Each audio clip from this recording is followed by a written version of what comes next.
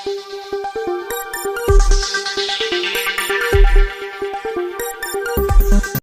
मैं जमायतुल उलमा रामनगर ट्रस्ट के हेडक्वार्टर में हूँ, जहाँ पर तमाम चीज़ें यहाँ पर मौजूद हैं, यहाँ तक कि स्टोव, गैस का स्टोव तक मौजूद है। आइए हम यहाँ के जो ज़िम्मेदार हैं और यहाँ पर जो 24 आवर 24 घंटे यहाँ पर खिदमत करने के जो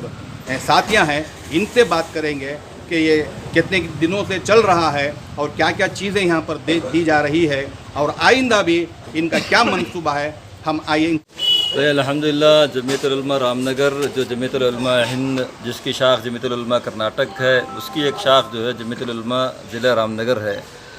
इसमें इस ट्रस्ट के अंदर ये जो एक NGO है, इस ट्रस्ट में जब से 28 मार्च की पीर की सुबह ठीक 6:30 बजे जब पानी का सैलाब एक क़यामत बर्पा कर चला गया,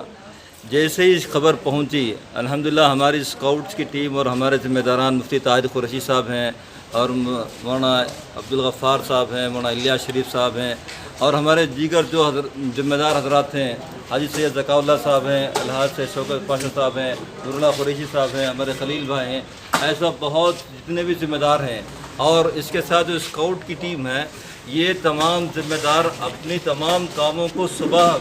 छोड़कर, जबकि यहाँ से उस इलाके में पहुँचने के लिए हमको तकरीबन 10 किलोमीटर का सफ़र करना पड़ा, इसलिए कि रामनगर 2 हिस्सों में बंट चुका था। तो इसकी वजह से 10 किलोमीटर सफ़र कर स्काउट्स की टीम और जितने हमारे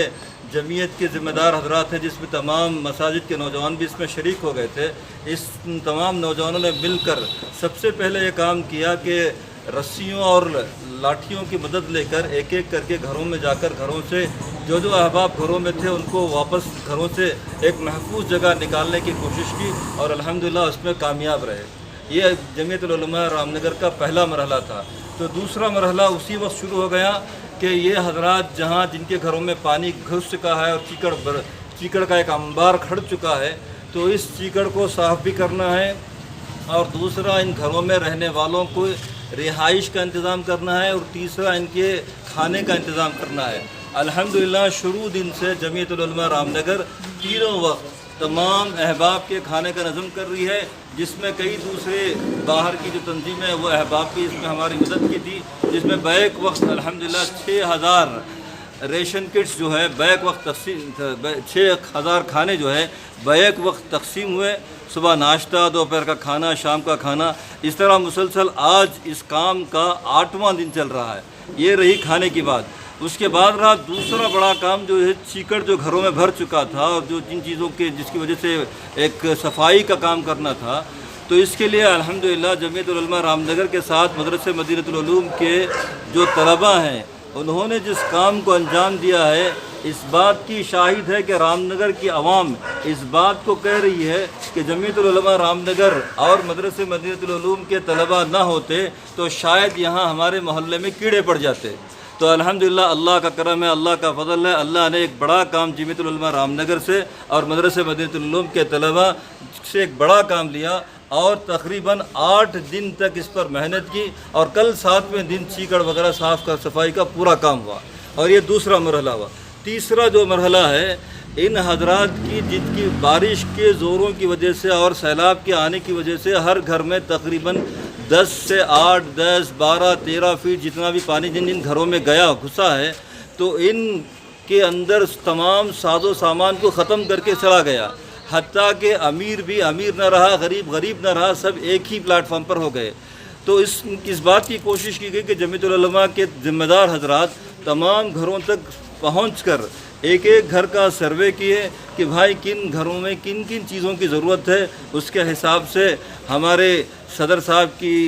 सदारत के अंदर एक बड़ी एक लिस्ट तैयार की गई, जिसमें तकरीबन 10 से 12 हज़ार रुपये का सामान आता है। उस सामान को, उस किट को बनाकर उन तक पहुंचाने की एक बड़ी फ़िक्र की गई। तो इस वक्त पर चूँकि रामनगर में सैलाब की खबर एक बड़ी जंगल की आग की तरह फैली हुई थी, तो बहुत सारी तंजीमें आई और जहाँ पर रेशन किट्स पहुँचना था तो सारे तंजीमें एक ही जगह आई और रेशन किट्स तकसीम कर रही थी, जिसकी वजह से ये मसला पेश आ रहा था कि जो एक गैरतमंद हजरात हैं جن کو باہر نکل کر پوچھنا ایک ان کے لیے ایک شرم کا باعث بنا، تو ان حضرات کو ان مکانات کی نشاندہی کر کر جمعیت العلماء رام نگر کے ذمہ دار حضرات ان گھروں تک پہنچے اور ان گھروں کو راشن کٹس کے ٹوکن تقسیم کیے۔ اور الحمدللہ آپ کے سامنے اب دیکھ رہے ہیں کہ جس کٹ میں جس میں تقریباً